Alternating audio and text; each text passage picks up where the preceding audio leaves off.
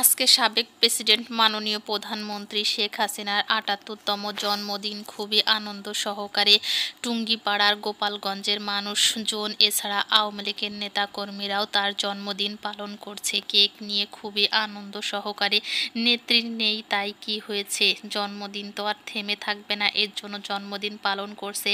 তারা যখন র্যালি নিয়ে এবং মিছিল নিয়ে বের হয় তখন পুলিশ তাদেরকে বাধা দেয়। ভিডিওতে দেখতে পাচ্ছেন এখানে পুলিশও রয়েছে।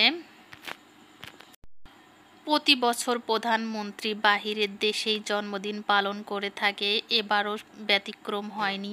যেহেতু সে ভারতে রয়েছে তো বাহিরেই জন্মদিন পালন করছে। এ হচ্ছে তার আগেরকার ভিডিওগুলা।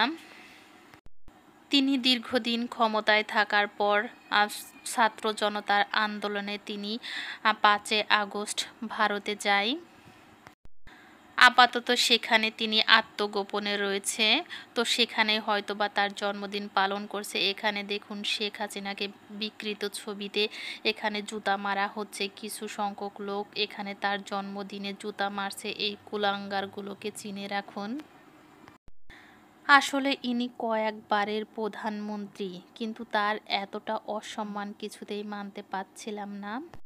কাউকে সম্মান করতে না পারুন কিন্তু অসম্মান করবেন না। বর্তমানে বাংলাদেশের যে অবস্থা, প্রতিটি মানুষই নিরাপত্তাহীনতায় ভুগছে।